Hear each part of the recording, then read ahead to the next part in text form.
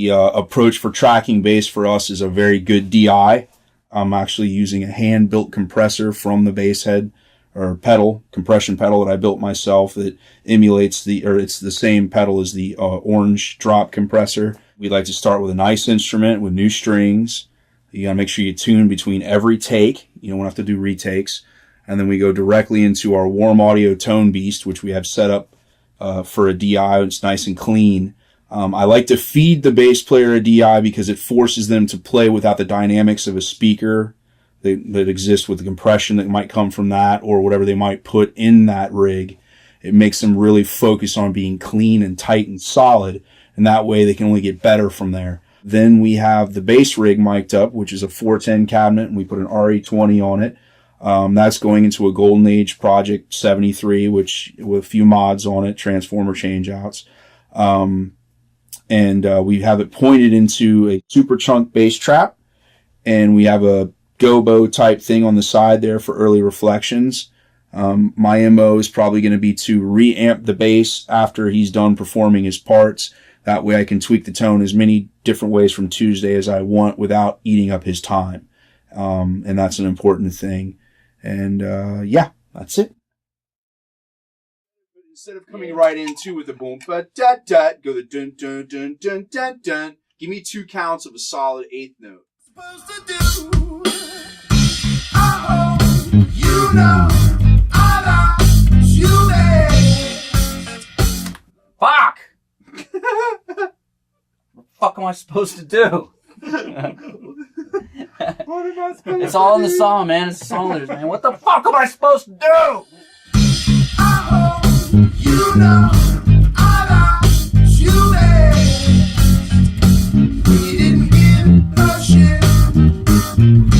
I hope you know I like you there.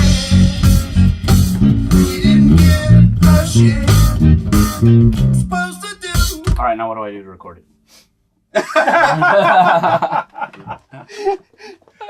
So you gotta cover that click up is what's going on, and that click sounds like it speeds up on that as it does. You didn't give a shit, but it doesn't speed up.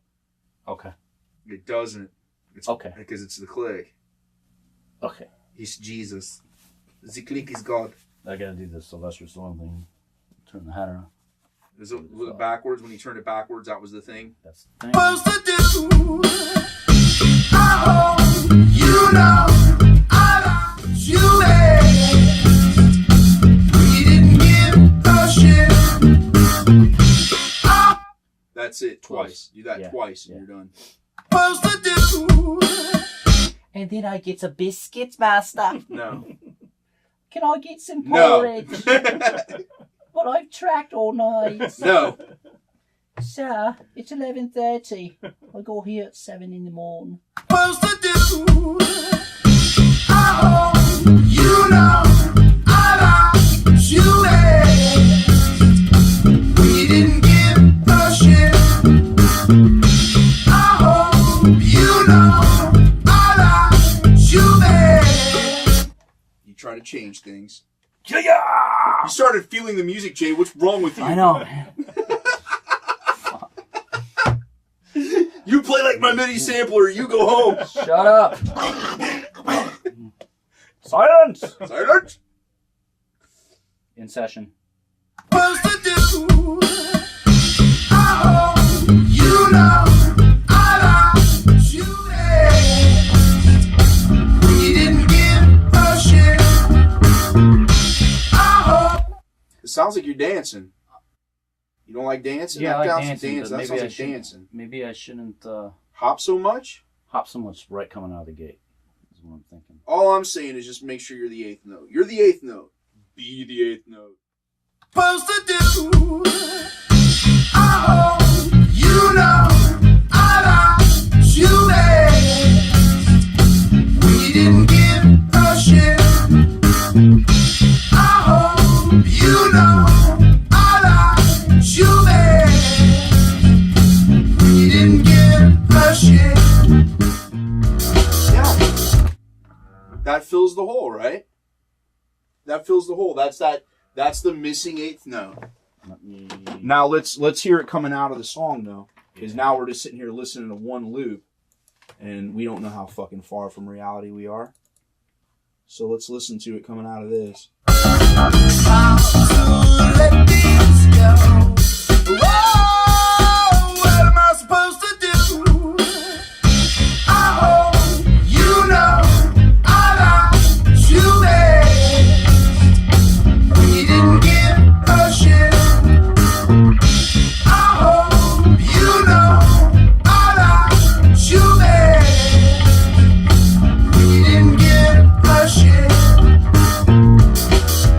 I like it. I think it's good. I think the idea is solid and good, and it's in there. This isn't danceable here. I mean, it is.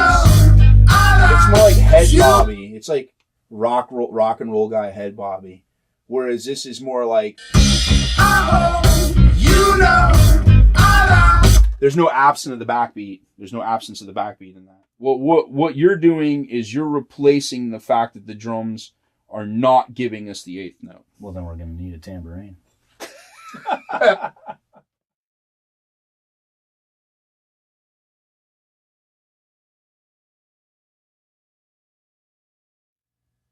When I'm tracking, would I like to use more than one bass? I would like to have the choice, but I don't. I love my bass. I feel that I know my bass. We know my bass. I'm really comfortable with it. It's the music, man. I don't have the option like a lot of other artists to have like a 5-string, 6-string, 4-string. So I know what I know on my own instrument. So really that kind of makes that question hard to answer because I've never known anything other than my bass.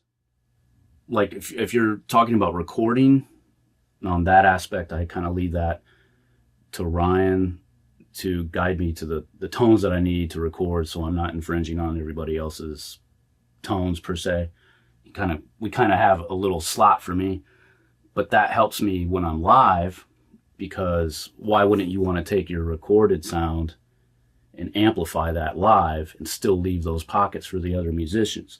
So in essence, coming in the studio and getting tones and spending that day with Ryan, just really honing in as close as we can possibly get to the actual tone that we're going to hear when an album comes out. That helps me not only in the recording process, but when we get to the live stage, I'm not like freaking out like, oh, how am I going to sound like that ever again? It's already set.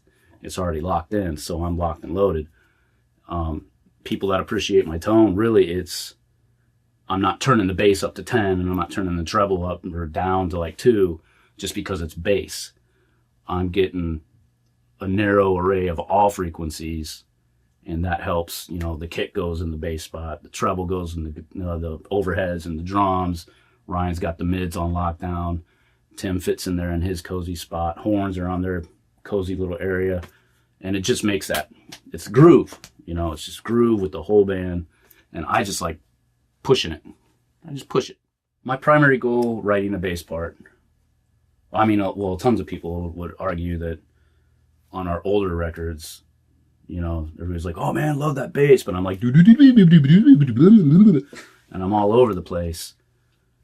My primary goal writing a bass line is making it funky, sound, groovy, tone heavy, and rich, and drivey, because the ultimate goal is to, once again, support the vocal, support the melody, but stay out of everybody's way as much as possible and get people's butts shaking, get people there want to dance. People want to dance. Inherently, it's just how it's been since man was created. You got a caveman, he banged on a log and went, and that was the first drum circle ever. And then 10,000 million years later, somebody picked up a bass and was like, okay, let's get back to the basics. So my whole thing really with that is just to sound good, solid bass line that's repetitive, that sticks in your head, but that's not how you always remember the song. Dude, I love that song that goes doom, doom, doom, doom, doom. No, you want people to remember the words and the rhythm of it all. So, and Do I like to shine? Would I like to, does my ego say, hey man, you can do better than that, man. You could be out there going and freaking Bootsy Collins and doing backflips like Victor Wooten. That's not my thing. And I'm going to do my thing, and it stays out of everybody else's way. So that's my take on that. That's all I got to say about that. I'm asked to retrack a lot of material because along the mixing engineering process, you find that maybe the bass is a little too busy. Maybe we want to leave some room for one of the other guys. Maybe they wrote a part that was hands down like, wow, that's an amazing part. That part makes that song. And doing that, Ryan will call me on the phone and be like, yo, man, we got to retrack. Do I get bummed about it? No, because I love being in the studio. I love retracking.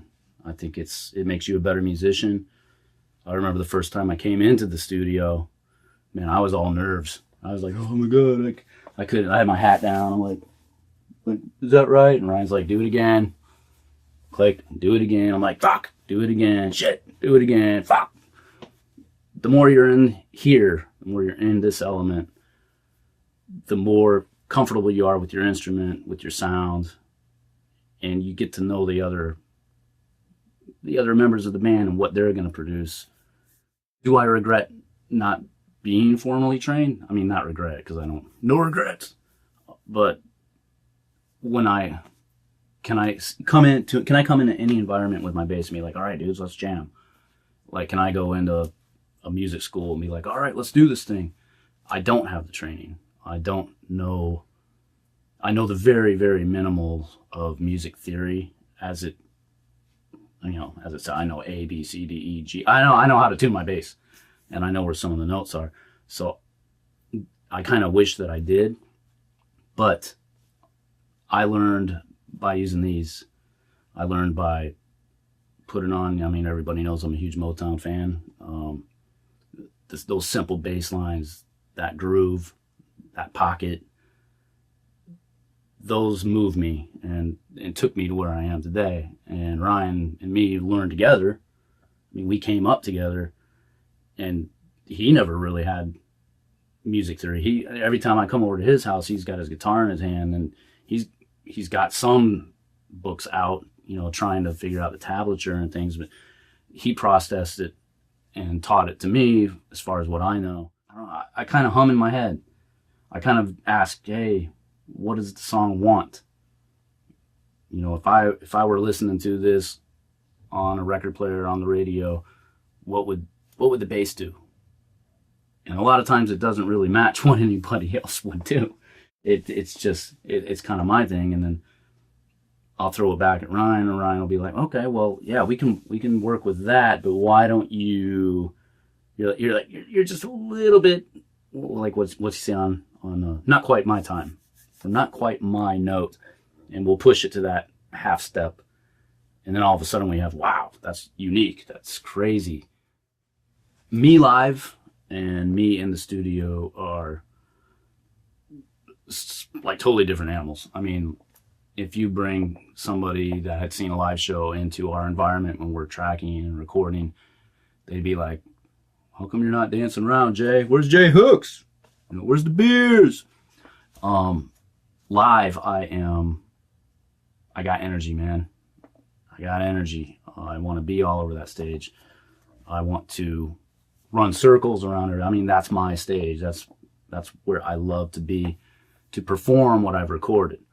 I have a belief that recording music is way over here and playing live is way over here. So much so that when I'm recording and writing, we do that part. We get it done. We get it over with. We get the albums. Before we play that material live, I have to basically relearn what I recorded, because I'm so focused in on one song at a time, or one even piece at a time, that once I move on to another song, I'm like Control-Alt-Delete. And thank God we're actually recording, because if I took that live, I'd just be standing there going, I'd be running around unplugged, just look like a monkey running around on a stage. Live, I'm more focused on pleasing a crowd. In the studio, I'm more focused on really pleasing myself. In the studio, I get to be like me and get what I want out of a song on tape. I get to get out what I think all my fellow bandmates would want or expect from me respectfully, so they can get their own piece. And that's, we're a fucking band. I don't know what happened to being a band. You not knocking on bands these days, but the camaraderie, the musicianship, you really don't hear it anymore. And that's what I love about 20 Weight is, man, we get along in here and we respect each other in here. Actually, I've had somebody come up before. They're like, man, your bass is dirty. You should clean it. I'm like, fuck you. It's like, you know how many shows I played to get that goop on that fretboard, man? I like that. That's my tone. Like, that's my sound. This album, unlike all the rest in the past, and we've had a lot of creative endeavors, this album to me is different in the fact that we've had the songs for a while, and we've written and we recorded, and then we've tweaked, and Ryan has spent God's tons of time and energy in this room behind this thing, whatever this does. It's pretty, but the difference is, and God, I love him.